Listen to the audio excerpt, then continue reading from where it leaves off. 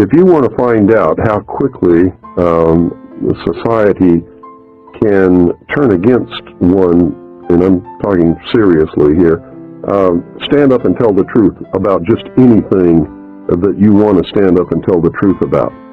It scares the living daylights out of everyone. And so the first thing that happens is you find out who your friends are and who your friends are not, because there's a great weeding out there. And it's not anything that you do on your part or that I've done on my part. They just disappear.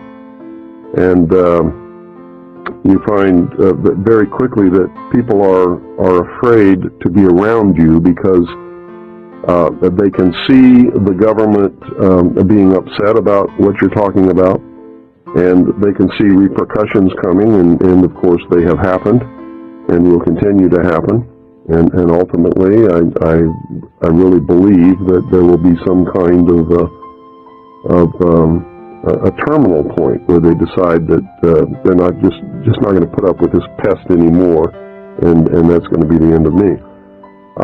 We have been literally financially in the ditch.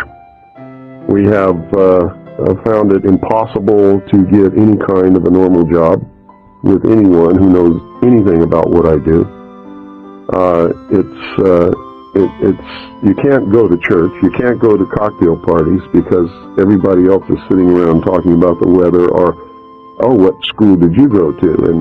And when you have done the research and arrived at some of the answers that I know to be true now, those people become like kindergarten children. They're not in the real world, and I can't engage in that kind of a conversation. So you really find yourself in another world that has nothing to do with all of the rest of the people who are running around engaged in their activities that they think are so important then. And to them, they really are. But to me, they've lost the reality of what really is important, and they're about to lose their freedom to even discover those things at this point. I'll ask you a last question, and that is, how would you like to be seen or remembered in future years when people look back and you think about the thrust of your work? What is it that you would like to be best remembered for? I think I would like to be remembered like Paul Revere was remembered. At a time when it was needed and nobody else would do it, I got on my horse and rode through the night and said, the British are coming.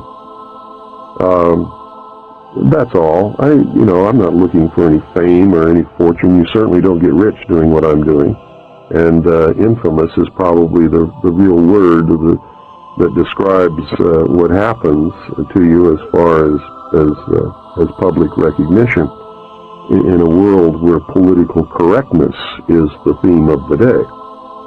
You just don't do what I'm doing. So if anybody wants to remember me, I would certainly be pleased if they just remembered I did what was the responsible and the right thing to do at a time when nobody else had the guts to do it.